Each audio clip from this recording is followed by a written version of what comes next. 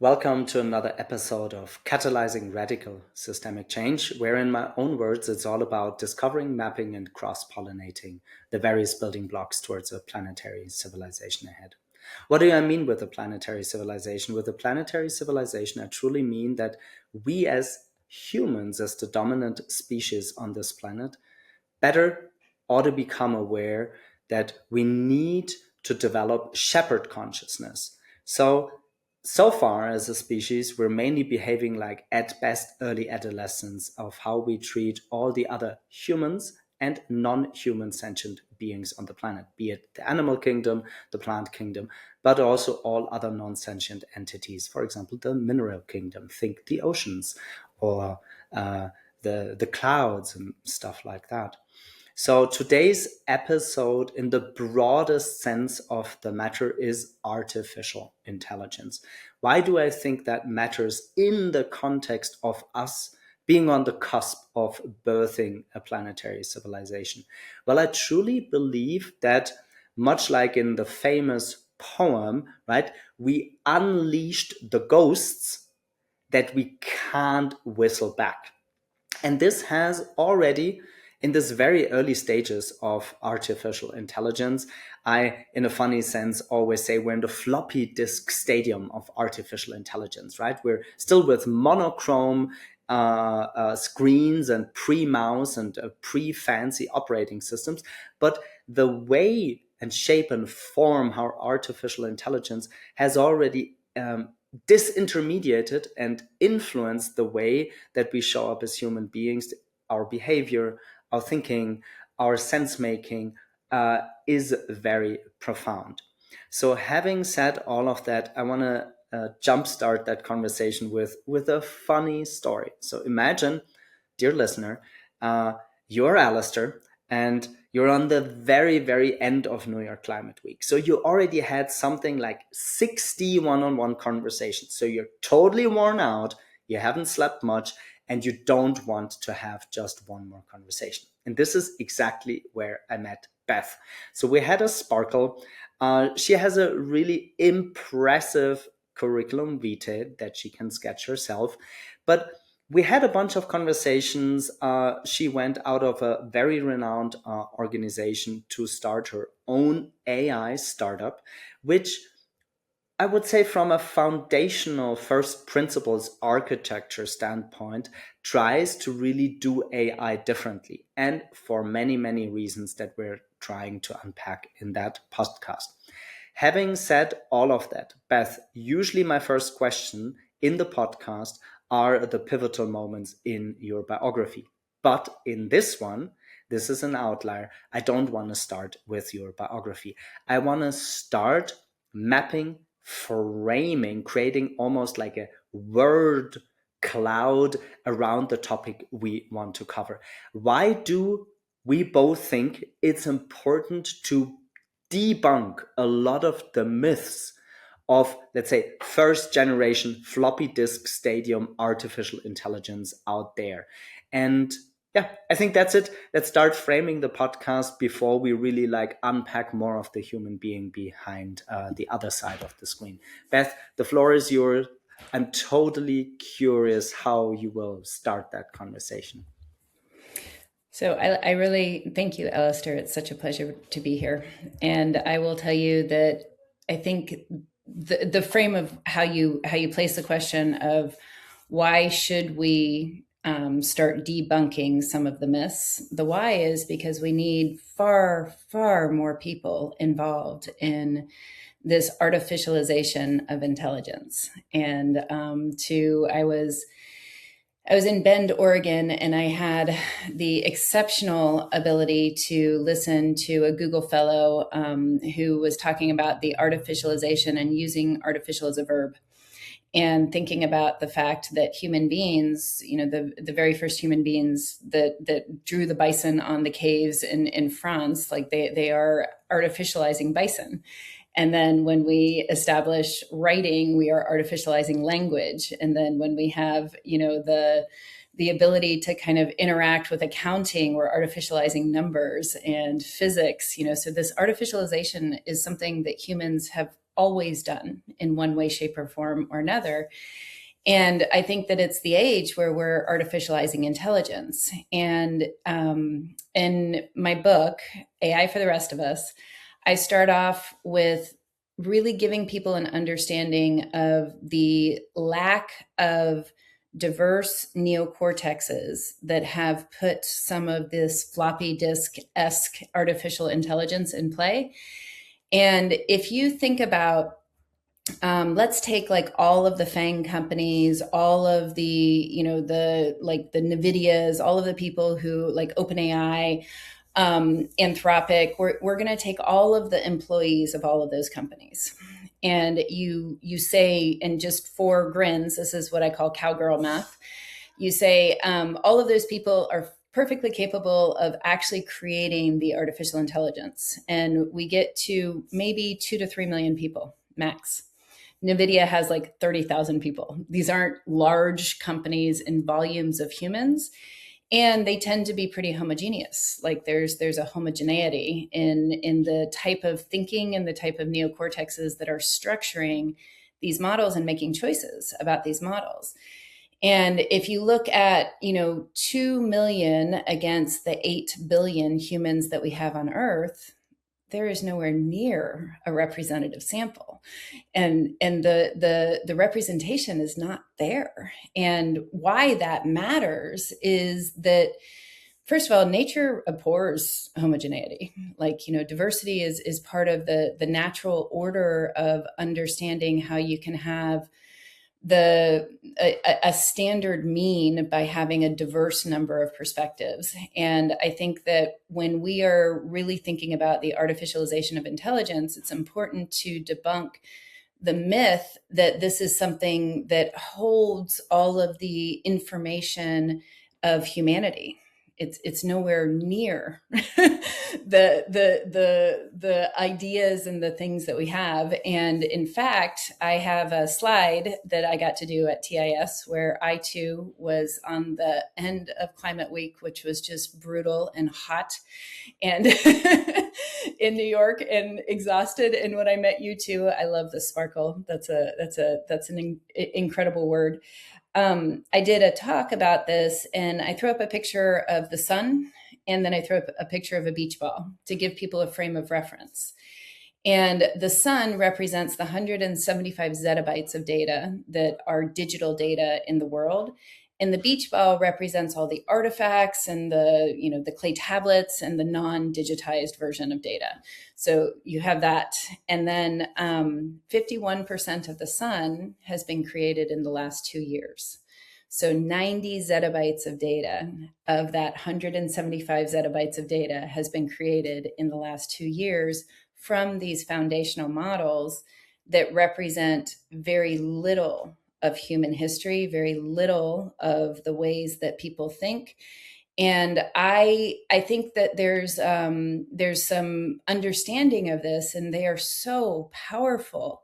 And I think that the cycles that we're going through right now in trying to understand how they are impacting human beings, it is like the floppy disk, and things are going to get far, far better. let me tie into that. I think we will always jump from micro to macro to meso, from an ontological level to very boots on the ground examples. Can you share, so imagine some of the listeners think that they're interfacing with, let's say, ChatGPT or Anthropic, and they think and feel, right? Both think and feel that they get a neutral representation. So can you just sketch some of the biggest biases that keep you up at night, right? Or make you uncomfortable when you say the way these first generation large language models, mainly that are interfacing with the normal Joe average using AI in these days, what are the main biases?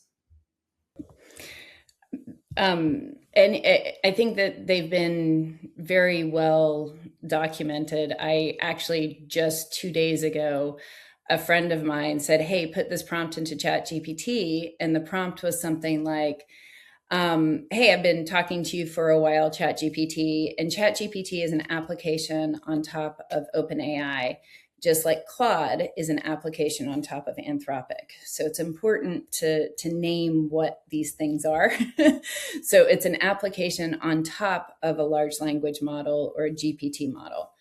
And the prompt was imagine me, and I've been interacting with ChatGPT with memory turned on, so a paid for account, exploring and finding fascinating conversations and all kinds of things for, I don't know, about a year, a long time. And it's helped me do my bios. It's helped me write my, write some of the blogs. It's helped me write emails. It's something that I've been using frequently. And I say, I want you to give me an image of me in this environment or in my natural environment. And it renders a picture of a guy in a room on top of what looks like, cartography, like maps, Indiana Jones-esque. And it was the same guy that the three other women who had used this prompt also got. So, the bias is that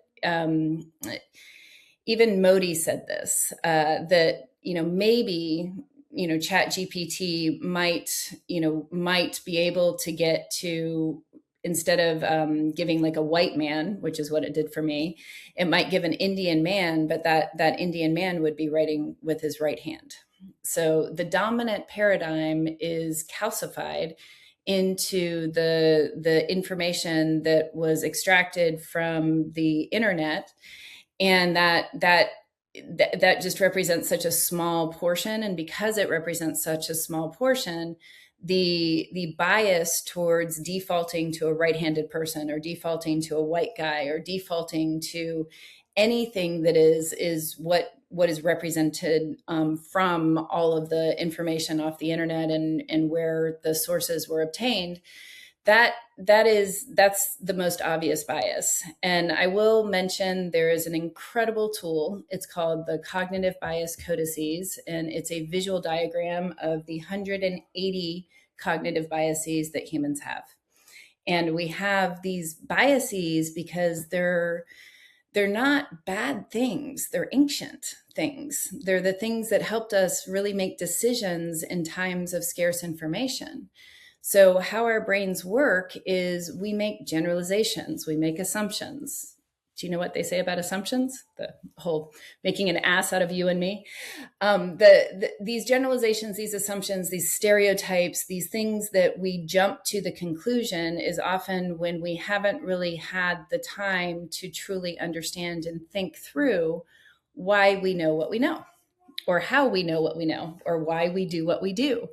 So all of the internet and the information on the internet that was accessible through scraping, Reddit, OnlyFans, Wikipedia, those are sources that contain information that may or may not be correct in and of themselves. So I'm going to stop there and ask if you have any questions on that, just because that was a lot. I mean, there's a part in me that says, how can this be done differently? Right? I think I'm more a guy like, I'm more an action-oriented guy. So when you look at what's out there, the question is, how can you influence that highly tilted information bias or architecture bias? And what would be ways to influence that? I think that's one question. And the other one, which may be prior, is it how can people educate themselves to better interface with AI so that they become aware that actually the AI is not just like a neutral mirror, but can be a powerful tool, though you need to be aware of how to use it. And that mirror very likely is going to mirror you back a twisted part that you should ideally be aware of? I would say that's the first two questions. So the how the large language models work and then how the applications are put on top, it is not something that any individual can influence. They can't influence the actual generative pre-trained transformer model because it's pre-trained.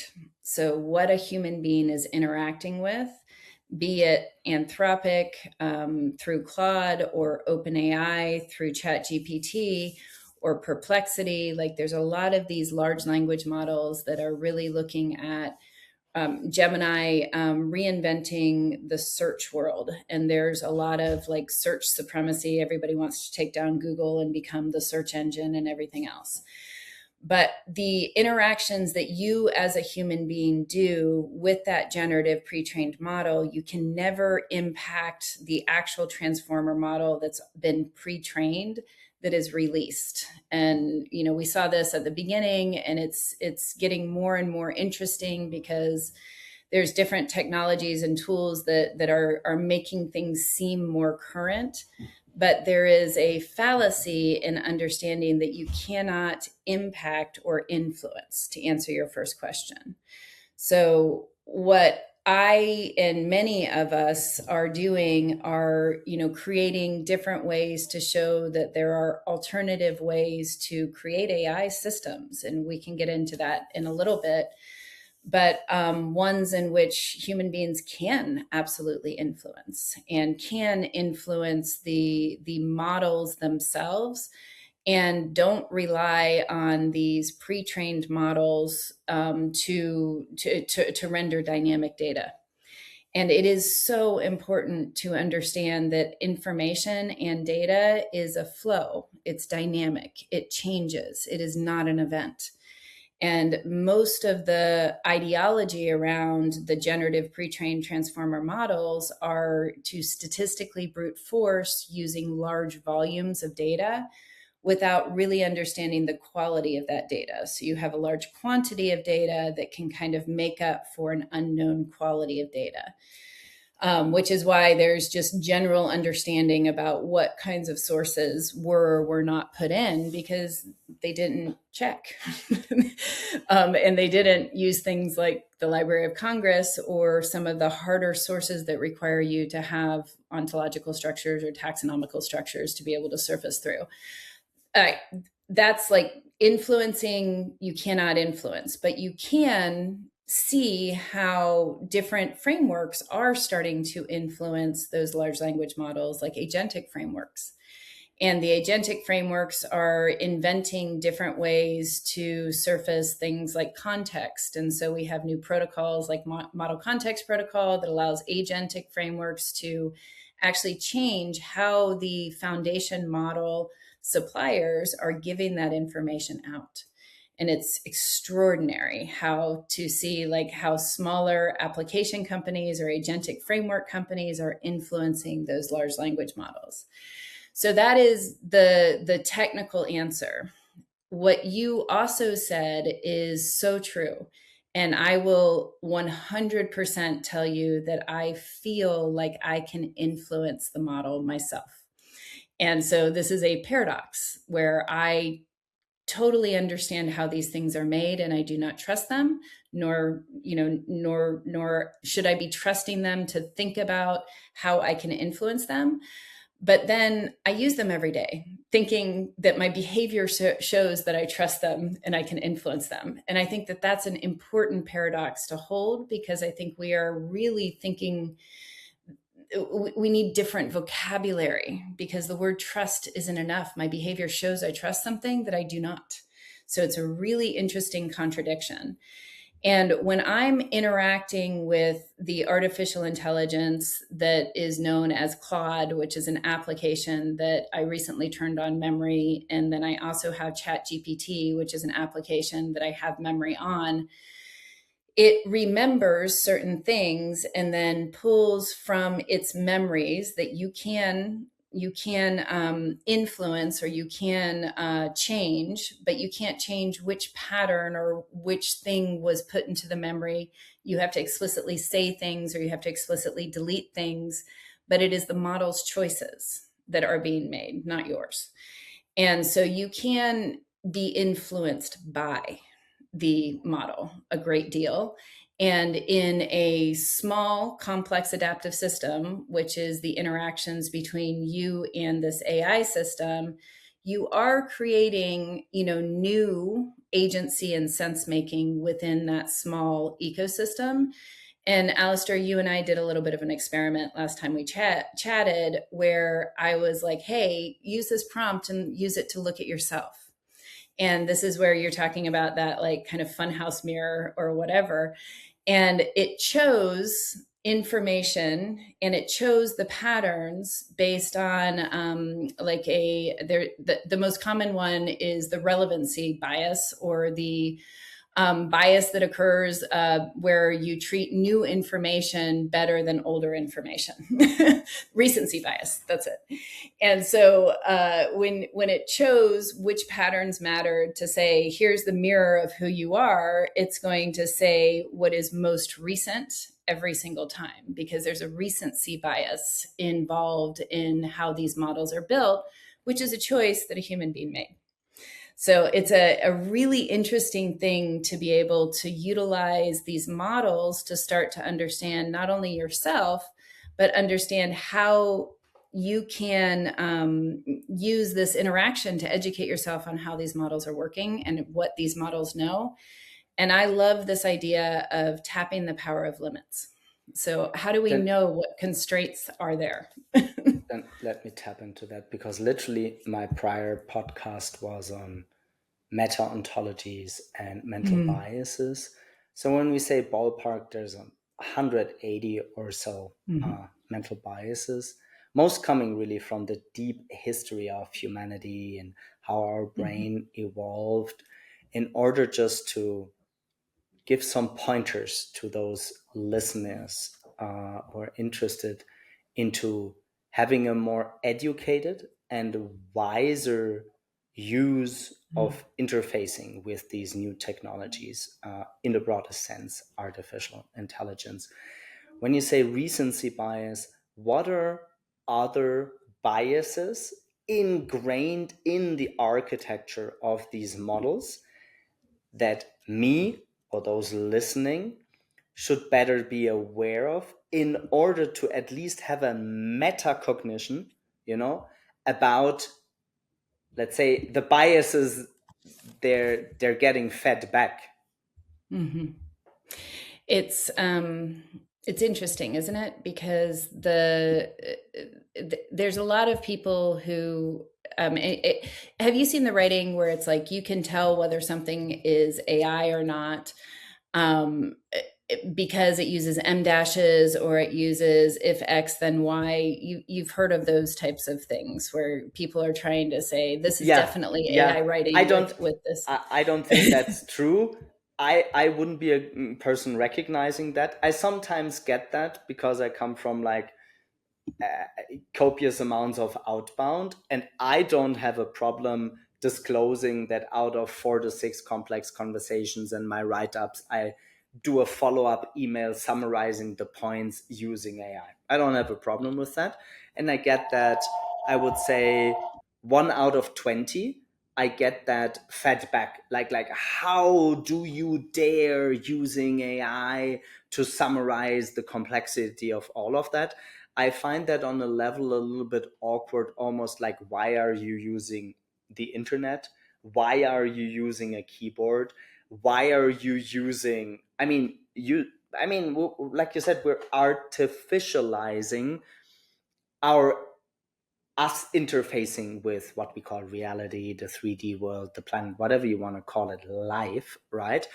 I just recognize that having invested so much time, effort, and resources in educating myself of trying to better understand this new phenomenon of artificial intelligence has made me way more critical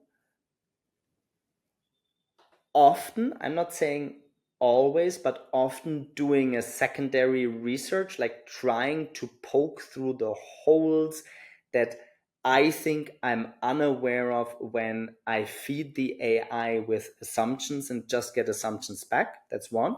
The other one is really just what's the most famous, right? It's like just blatant hallucination, right? I'm trying for a desk research and the AI spits me out something that's just like utterly wrong. Like it's just like you ask it about a love poem and it spits you out heavy metal music or something like that, right? Not saying that heavy metal and love can't coincide, but you know what I mean. So I think a couple of pointers. If the people are relatively new to the topic, like what are the most important biases you should be aware of, and what are ways that people can educate themselves to better interface with AI? So once you really start to see these, you can't stop. We're going to start there for a second. So in the world of AI systems, because of how they work, the more frequent something is, the more truth it is. And that is completely a myth. Because I think that, we all know that bad news spreads 5 times more likely than good news. So, the way that, the vectorization and the mathematics work behind the scenes is that it really biases towards frequency is equal to truth. Correlation is equal to causation. I think that this one has been hammered to death.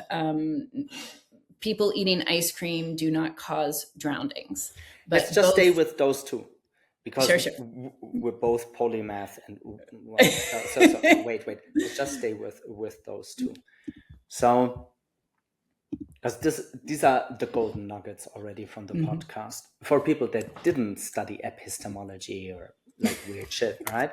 So, if the artificial intelligence we're building has ingrained into the architecture that what shows up more often as an information is the truth, this is obviously, I mean, this is like outright dangerous, right?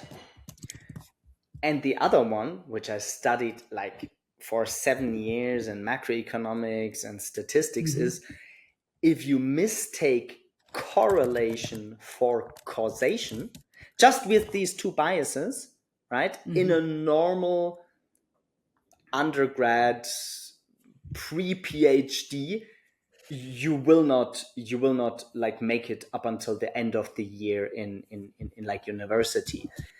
But the thing is,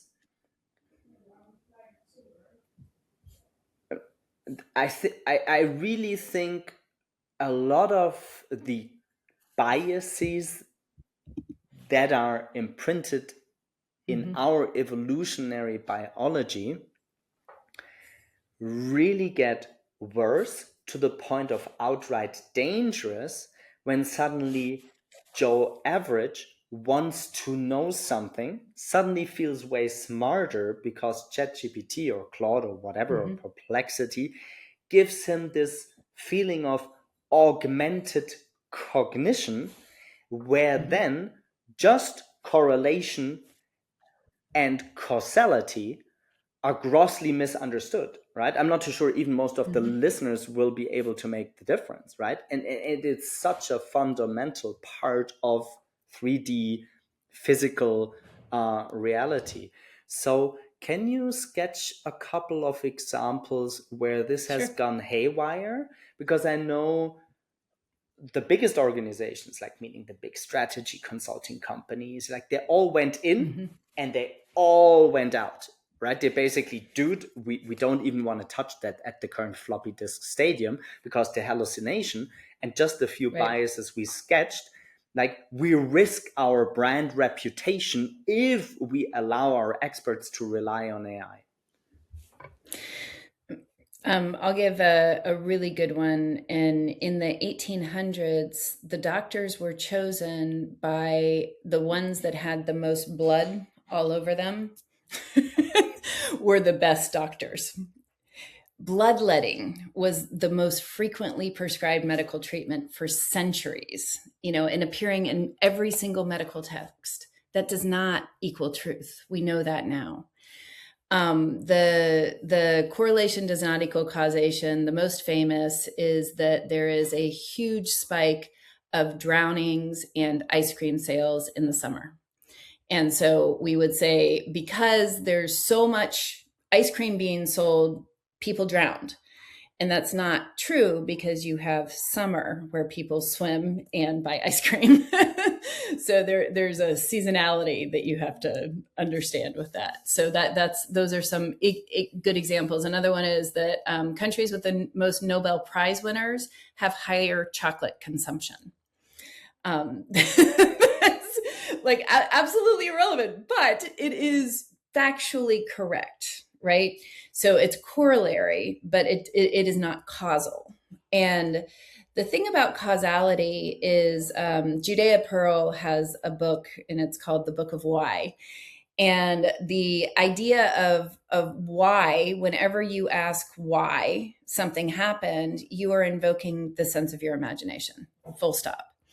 And I used to dig in the dirt. I was an archaeologist, and I would pull out an artifact from the dirt, and I would do my best to correlate that artifact to the strata that it was in. So where in the ground it was in. So if I dug down 3 feet or 4 feet or 10 feet, I was blowing through Lombardy and getting to early Etruscans, and I would pull out an Etruscan artifact. And I would say that I would do my best to correlate it to what were people doing, wearing, what did they eat, what kind of buildings did they build, all of those different things. But at the end of the day, the moment I said, well, why was this artifact here at this point in this time? Is my imagination.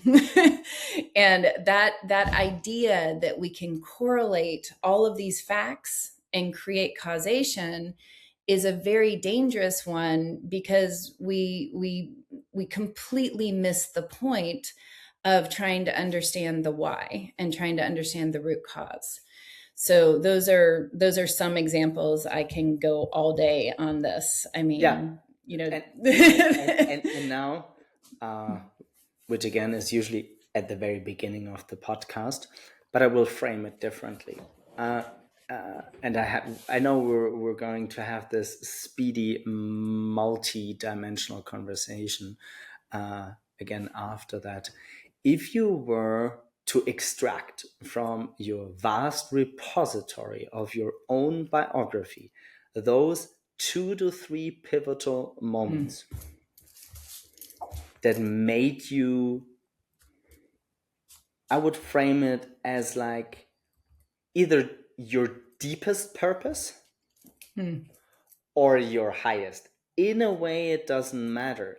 But what qualifies you to have this conversation? What qualifies you to fly to high-level AI conferences and set up your own AI company asking all these weird questions, or having a conversation with another weird guy like Alistair around that? I was about to say, just curious to spend like 5 to 10 minutes on that. What made you the human being that you are, and why are you in that space for so long, and why is that so important, and how does that connect with your biography? Thank you for that. I love to be able to tell my own story, and I hate when I get introduced and here's the biography, right? It's much more interesting to ask somebody, why they're there. I was a musician, and then I did not want to spend 16 hours a day in a practice room. And I love music. I love composing. And I had such a interesting understanding of composition. And we had to, so I grew up in Florida, and I went to Florida State for my undergrad, and it's about 2.5, 3 hours to New Orleans. And so I would go to New Orleans and learn to play improv. And it was really hard. And we stayed in hostels and did things that I don't know that children could do today, or 18, 19, 20-year-olds could do today, but I hope they can, because it was such an amazing experience. And then I went in and I fell in love with Greek and Latin and classics. And then I went into archaeology and classical archaeology. And then I did I did a dig in Italy. And then I did my graduate work at University of Denver. And this is my major pivotal point, where I graduated and did a ton of work in the Ludlow tent colony, which is a beautiful story of why the National Guard should not be able to be called upon by CEOs. So in 1914, the CEO of a mining company, called in the National Guard and said, all of these mining workers and their families are striking, and it's cold in Colorado in the winter. And they had dug tunnels and tent colonies, and we got to understand this site. And what happened is the Colorado Guard got called in and they massacred all of the people and all of the striking miners and workers. And this is a seminal part of history where companies should not have access to militias and armed forces that they can command to fix their labor problems. And then I completely and 100%, Alistair, I needed money to pay back my student loans. And I was not Indiana Jones and independently wealthy and could continue in archaeology. And you ever have those people in your life that, whether they know it or not, really point you in that right direction? You have like a guide. I had this one teacher, and I remember, and I was so proud of myself for trying to advocate for my grade. And I said, why did I get a B on this paper? And she looked at me straight in the eye and she said, Beth, you really need to just grow up. And it was horribly harsh, but very true. And so I left archaeology and academia, and I used my programming skills, and I did tons of .com consulting and learned different programming systems by being thrown a book before the days of e-readers and on a plane debugging things. And then I spent 25 years in IBM, and I grew up to become the chief data officer of the $34 billion managed services division, where we got to travel around the world. And really, the amount of jobs that we created in different countries is amazing. And the amount of roles that we put in place so that we could have, an organization that could follow the sun and, have a full global economy. And the complexity of working in a global organization that operated as a different company in 175 countries. And when the earnings reports, for any of the financial listeners, when Jim Kavanaugh says adjusted for currency, they actually mean it. And that's meaningful in so many ways. But I mean, that was probably the best pinnacle point, and the one where we got to upskill and reskill 23,000 people in 16 months. And it was one of those times where it was just a phenomenal emergency, where we had just acquired Red Hat, we had GDPR, we had all of these things going on, and we needed to upskill and reskill a large percent of our population. And we did it. And we did it through using AI technology that could see human beings in what classes they were taking, what their job position was, what their exhaust was in the system. And we could say, I know that you're only a computer operator, but you're 2 classes short of your master's degree in information sciences.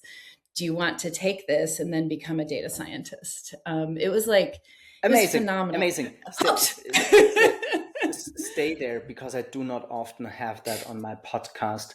Share the excitement and not only the thinking, but the feeling. Sure. Which made you, I wouldn't say be absorbed, but staying for so long with IBM, and then finishing off with why you left, and nuance that.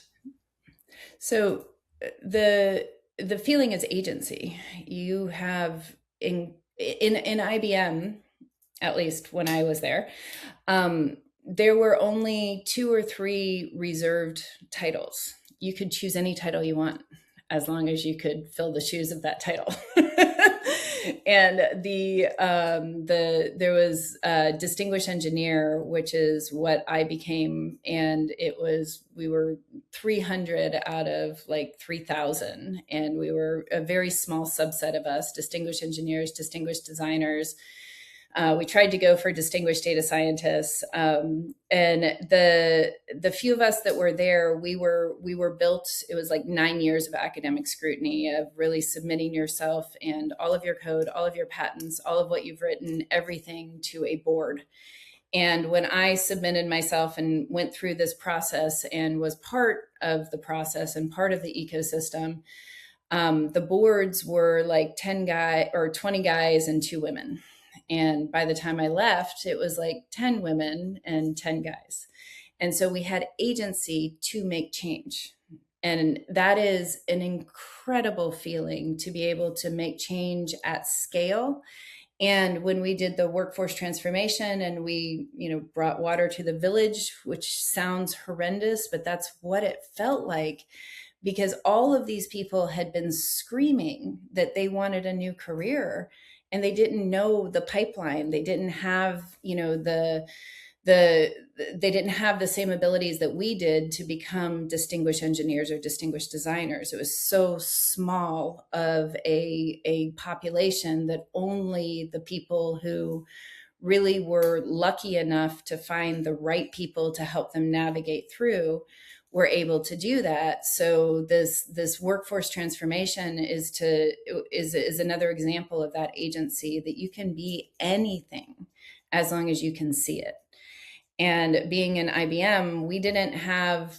I will say that the problems that we had to solve and the things that we had to solve were much more global in nature than I think a lot of the problems that operate sometimes in more local communities or in the United States. So there were just things that were really, really hard.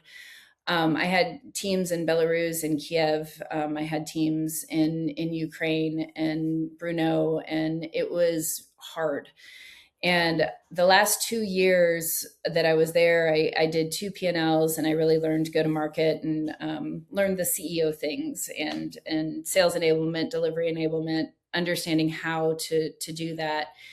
And that really did prepare me to leave IBM. And the leaving was extraordinary, but it really felt, because I had done the work, like I graduated.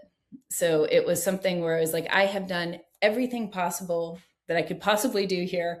I've gotten my degrees. I'm out. Amazing. And it's like, right? I'm out. Amazing. It's not often that I pre-frame that, but we have such a depth of a recognition mutually. So I think the next, 15, 20 minutes are really golden nuggets for everyone wanting to enwisen, like make a more wiser use of the multiplicity of the emergent technologies, hashtag artificial intelligence, that are in this like very early stage of interfacing with us. And I want to cover heuristics, ontologies. Why is a scientifically informed background, let's say anthropology or archaeology or history, important? And the fourth is like, why is it important to really reflect upon these still nascent technologies from a deep time perspective? So I repeat, heuristics, ontologies, a scientific, historic, anthropologic background, and then why is it important to take a really very deep time approach to zoom in and zoom out what's actually happening on a global scale here. Yeah. I don't know, mind where you start.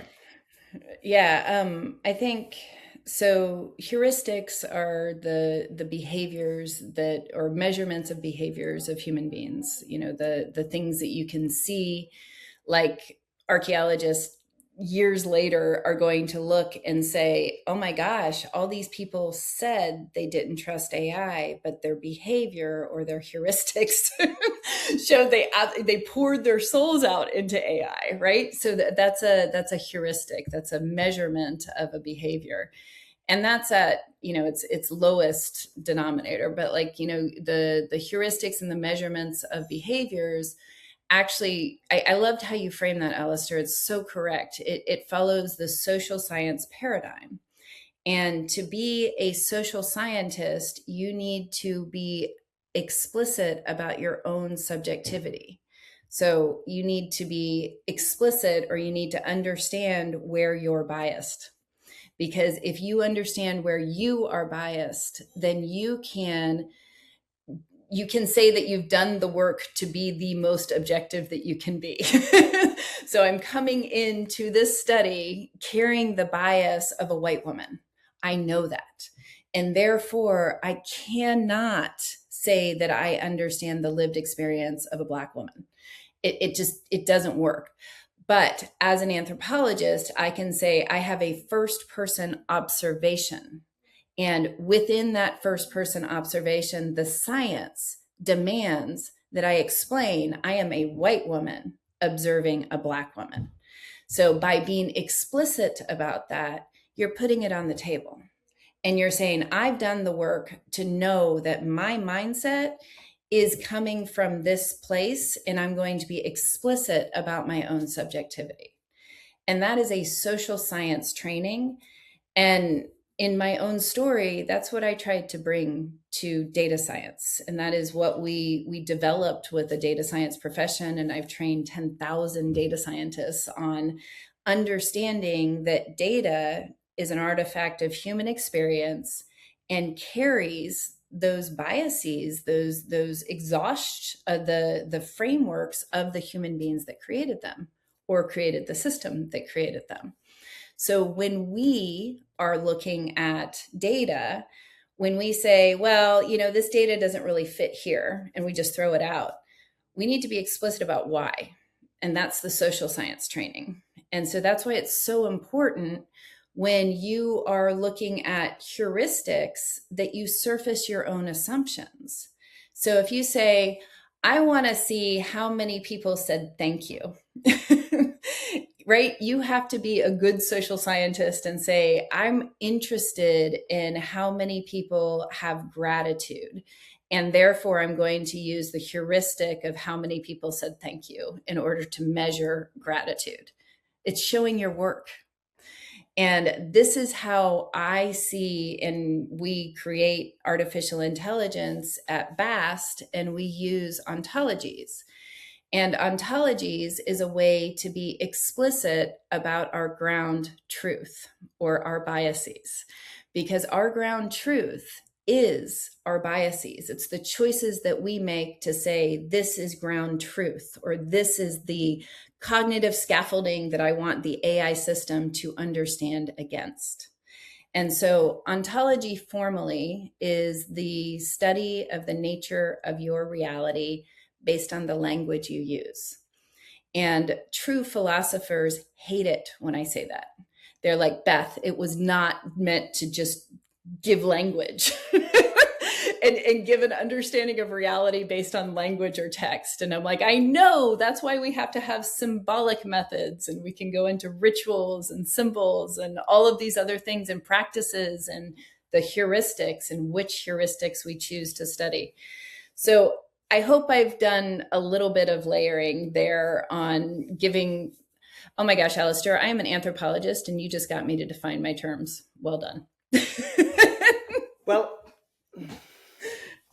so I tell you why, both on the heuristics level as well as the ontological level, I really think we're at a very threshold as a species.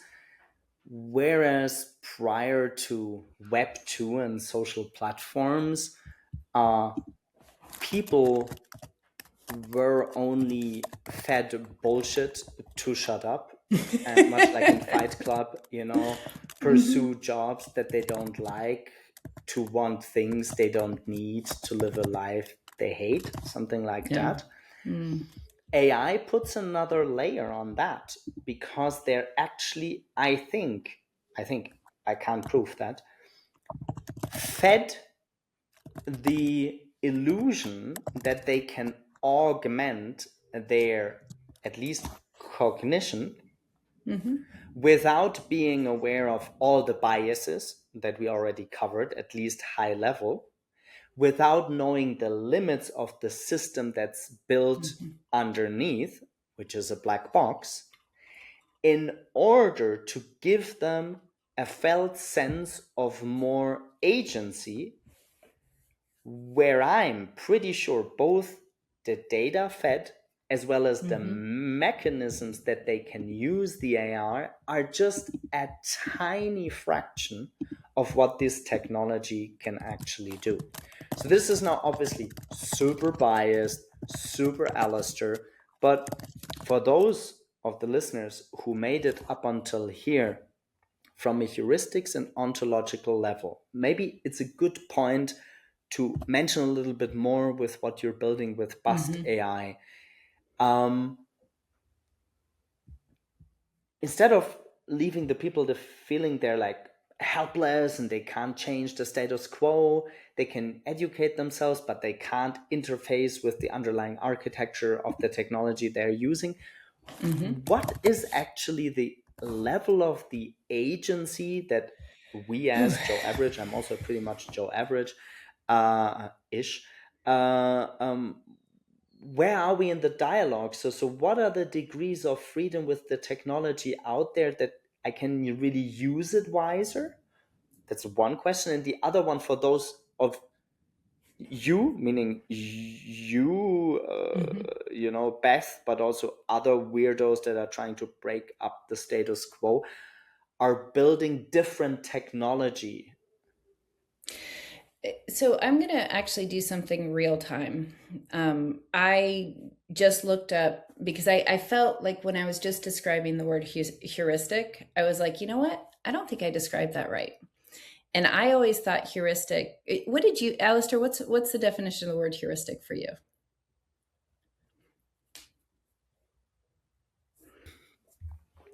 I would say a shortcut to make Yep. sense of complexity. So my heuristics would be, I train in the gym, and my heuristics to train in the gym is high intensity interval training, because it trains both the muscle as well as the endurance in the best way that I know. And this is why I chose high intensity interval training. That's why I'm doing it for the last 22 years, right? But I've never really resulted a coach, yes, but maybe a doctor that, I don't know, would interface my heuristics of high intensity interval training with, I don't know, my heartbeat and my breathing patterns, in order to then recommend me a completely different training technique. So I may be totally wrong in using my heuristics and my shortcuts in order to pursue my training. You are 100% correct. I was wrong. This is something AI systems don't do well, is say when they are wrong. And to put that into a frame of explain why they were wrong and what bias or what data that they use to get there. And so I'm going to do this in real time. The word heuristics, and why I mistakenly said that a heuristic is a measurement of behavior, which is not accurate at all. You are correct. A heuristic is a mental shortcut. Like you see somebody in a lab coat, you assume they're a doctor. That's a heuristic, or they have the credibility of doctor. Just like what you said with your high interval training, like it your behaviors for that, your mental shortcuts for what you're doing. One of the things that you can do with AI systems is you can really give yourself an ability to test how you know what you know. Test how you understand what you know. Why does something come from this? So for me, I went through and I said, well, wait a second, what's the etymology of the word heuristic? And the word heuristic has the same root word as eureka. I have found it. It is a Good discovery, one. right? Right? Good one. I I never know. stumbled upon that one. Heuristics and Eureka, the Eureka Yeah, moment. that's right. Amazing. But it Yeah. makes perfect sense too, because it's the mental shortcut that you have found that is typically, in the engagement of discovery. And so it's like, why I really wanted to go down a little bit of this rabbit hole is that when we want to use AI systems to envisen and wizen us in order for us to really understand ourselves, or understand how the AI system is that we need to start with, how do we choose words? How do we choose what we want to understand? And the way that I have been describing it lately is that AI systems and any statistical models are really sensitive to finding patterns, so that they can find any pattern anywhere. But again, correlation does not equal causation and all of those things. So we don't know why that pattern matters. And the AI system certainly has no agency to understand why that AI pattern matters. And that's part of the work that we do at BAST, and that a lot of other people are doing, where we give it a heuristic, in the sense that we give it a little bit of a mental shortcut or set of mental shortcuts by giving it a graph model or an ontology that contains the entities, relationships, and logic and reasoning of why those entities and relationships matter. And we give that graph model to an AI system as cognitive scaffolding to be able to understand the context and give the explanation for its own reasoning. Okay, wait. Because I think if not, we're losing the listeners. Can you give some examples why this makes a difference, and especially in what contexts, in plural, this makes a difference? Because without trashing first generation LLMs, I mean, I'm every day astounded of the enhancement of my cognitive function, but also how brutally wrong they can be. So cookie cutter, we're in the last third or last 25% of the podcast. So for those of the listeners that made it up until here, and you're an outstanding AI expert, and you have all the accolades, and you go solo, and what you're building is called BAST.AI, BAST.AI. Why did you choose those specific examples in your going to market strategy? And what did you dig out so far? And why is the underlying architecture of what you're building so much more powerful than if you were try to work on that, on those use cases with quote unquote cookie cutter normal large language models? So I'll give you an example. An ontology, or a representation of the view of reality, is grounded constraints. So it's like ground truth that is grounded. So what exists? Entities are, and we work in healthcare. In the case of healthcare, drugs, organs, anatomy, physiology, biology, right? Conditions, procedures, how things relate to each other. This treats that. So this is a treatment for that, or contraindicates. This doesn't indicate that. This is located in, this is a part of this. Your hip bone connects to your thigh bone. I don't know if you know that, but I do. The possibility constraints have ranges. Organs have fixed locations. Drugs have specific mechanisms. So if I was to use an LLM, it might say the patient was prescribed 500 milligrams of aspirin twice daily for their broken arm. No, they might have been, prescribed ibuprofen for their broken arm, but the aspirin is more of like potentially a heart condition. Or if the liver is located in the left lower abdomen, Sounds medical. It's anatomically false. This drug is contraindicated for patients with kidney disease, which is the opposite. So it's like those are simple examples that happen over and over and over again. And so when we give what exists, entities, how anatomy works, this is a part of this, how things relate to each other. This treats that. Ibuprofen treats swelling. Aspirin treats, heart conditions. What's possible, those constraints, those are like sort of the shortcuts or the mental models or the heuristics, using the word correctly now, that we can really start to see now that we have we've given the AI system a grounded understanding. And you can only generate statements that are consistent with that ontology. So I don't have a problem with my LLM saying, I don't know. It literally says, this is not in my database. Go somewhere else, or here's a reasoning strategy to go figure it out yourself, or whatever we want to do with it.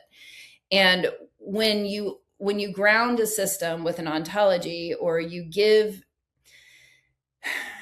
I know this sounds pithy, but you can't understand without labor or work. It's something that you have to work to understand, just like I hope your listeners are working to understand me. It takes work, it takes tension, it takes labor. It's not an act. And so when LLMs just spit out the answer, it looks like magic, right? But it's not.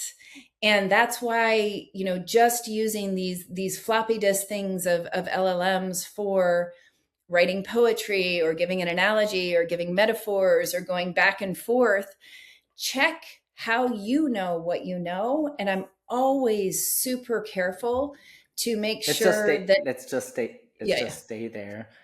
And then I want to pivot a little bit the Sure, conversation. So I think what I wouldn't say frighten, but what heavily disappoints me, and I reckon you will reciprocate that, is I've generally my whole life found the average response almost humiliating, right? Wherever, in school, in university, average books, average TV shows, average anything.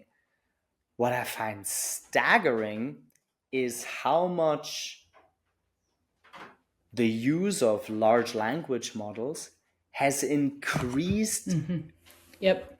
the noise to signal ratio around anything, right? I mean, it takes me so heavy filtering every day to really find something truly authentic, novel, well thought through, like sweat out. It's like hitting the gym. At least this That's physical right. body, you can't still just ask a large language model and look like chiseled, right? Like, and I'm really hard on that, right?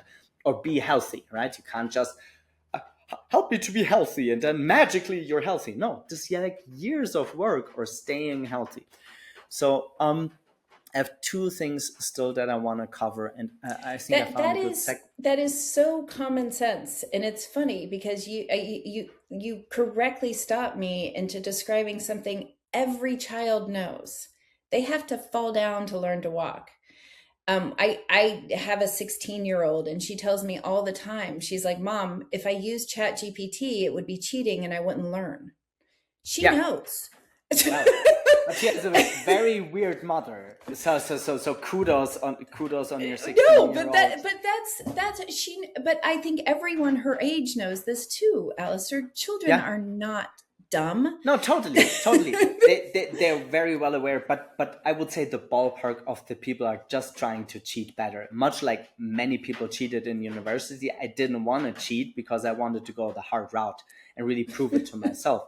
I think I found the segue to bind this all together. Why BAST? Why now? What are your ways of going to market? What do you want to prove in order to showcase that AI can be done differently? And that's the segue into the legacy question. So if Sure. you truly through BAST can prove that AI can enwisen civilization, right? What after BAST, let's say this is a 5-year project or a 7-year project or whatever, right? What would be the even higher, bolder, more badass version of Beth showing up? And when she dies and on her deathbed, leaves a legacy where the new species we help birth, Mm-hmm. which is artificial intelligences, you know, Mm-hmm. are truly creating the boundary conditions for us to not only augment our cognition, but maybe the feeling, maybe communication with other sentient beings and stuff like that. So BAST as a segue into your boldest, most visionary legacy. So, why BAST right now is many LLMs. Google is doing this. Everybody's trying to solve hallucinations with more data.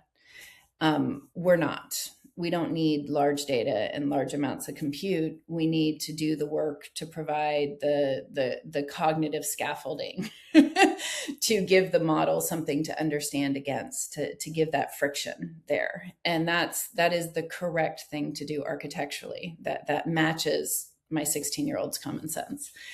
That makes sense. And in regulated domains like healthcare, it's not a nice to have. It's the only way to adopt artificial intelligence in my book, because I desperately want people to have access to good, high quality information, and I believe that BAS can do that. What I think on the horizon of my deathbed, or in that liminal space, and that threshold, is that I have a hunch that we are not able to have names for, or even put our brains in the right mindset to understand all of the different layers of communication. You mentioned it at the very beginning, this planetary intelligence, this collective intelligence, this idea that we know many different ways to say this, but everybody has the same idea around the world at the same time. Why? How? Like, how does emergence happen? Not to control emergence, but to be able to enable it in a way, or create the conditions for emergence to happen. And this is an entirely different mindset than what we are taught, where we are taught history is linear.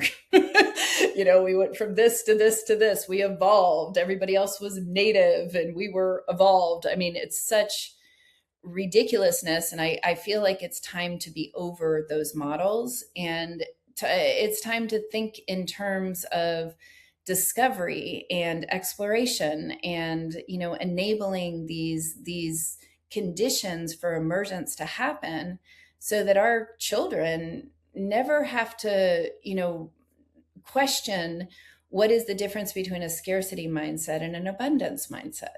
It's just part of their own social bias to always think about the things that they have to give. And that to me is a whole different ball game that may or may not happen, but I would totally love to throw it out in the world. And I'll give a teaser.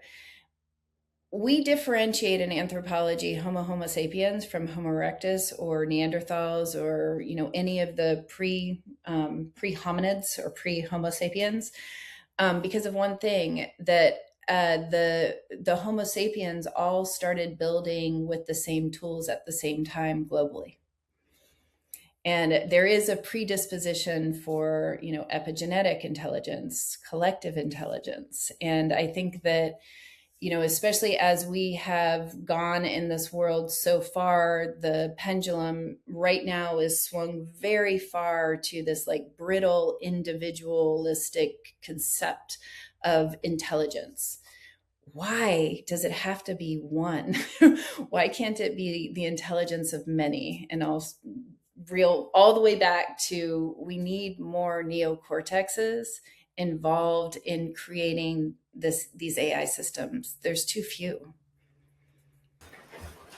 I We have a heavy thunderstorm, so it's a little bit I crazy. I see. I don't know hear how it. much Yeah. you hear on the other side. Is really crazy, but let's see if in the post production if it works.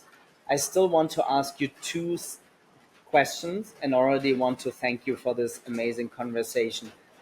You had a very fifth or seventh dimensional impact already on me, letting me ponder over your metaphor to interface with artificial intelligences as a species. That's still something where I want to hear a couple of sentences. Speciation. And then it's become almost a meme to think around and feel and try to act for the next 7 generations. But you mentioned a way deeper time horizon where it is pivotal how we interface with deep time. So why a species, why the metaphor, and why at least 10,000 years? So there's a book. It's called The Clock of the Long Now, and there's even a Long Now Foundation. And it is there's a lot there, but I would say that this idea of a time horizon of 10,000 years, to kind of take you backwards, is to give humanity a little bit of an understanding of that it is their choice to believe in a future and to manifest that future through the belief in a future where human beings are creating a future in which we want our children to live in this world that we borrow from the children.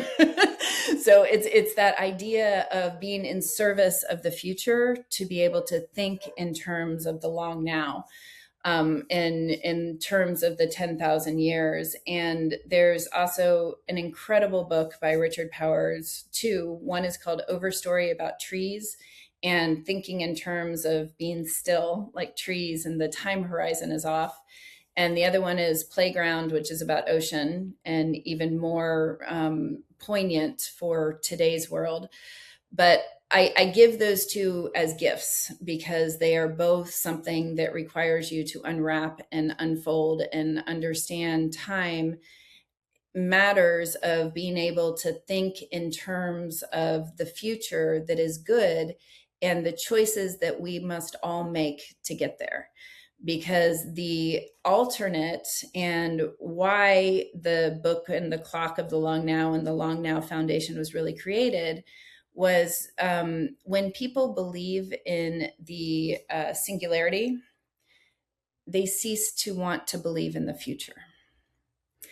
And that is devastating for our future. Devastating. So it's a choice that we must all figure out how to make. And if we listen to the people who have the most to lose from AI systems taking over the world, their ideas of the future are terrible. So think about how we can change that paradigm to think about our children who have the most to gain. And why the metaphor of artificial intelligence as a new species? Speciation. And I think that it's in what we know of human history, we are not evolved to read.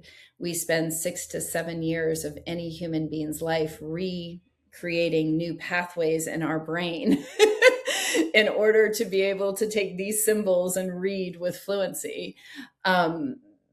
Very similarly, our brains are interoperating and creating a nuanced version of a new speciation that we don't have a lot of people studying that I'm aware of. And I think that when you are interoperating with an AI system, that you can really start to really play with the reasoning strategy, play with the cognitive scaffolding, play with the understanding of truly trusting something in reality.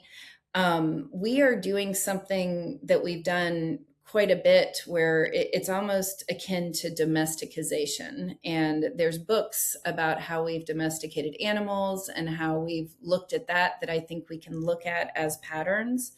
But I found myself interoperating with AI systems in the same way that I would interoperate with another intelligent life form. And again, there's this paradox here that I know what I'm doing, I know how it works, but that doesn't matter in my behavior. And I think that that is what we need to really start to come to fruition and come to a conclusion with for our own selves. And the conclusion that I've come to is that there is a speciation going on here. We are creating another form of intelligence. And I think that we need to figure out how to reckon with that in a way that is not back to these ridiculous colonial models. There's other models in the world. And so my hope is that it is a model where we can enable this to emerge in a way that doesn't have catastrophic implications for our Earth's non-renewable resources, which is the current path. Beth, I love you.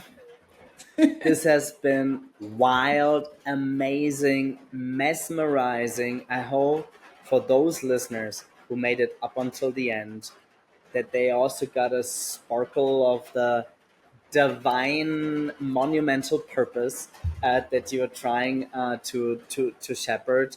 Let's do something together. Wishing you a Merry Christmas, a Happy New Year. We're recording this as the last podcast in 2025. Beth, you're such a beautiful, wise soul. I'm really grateful that life makes us meet. Thanks so much for this deep dive conversation, Beth. Thank you, Alistair. Lovely.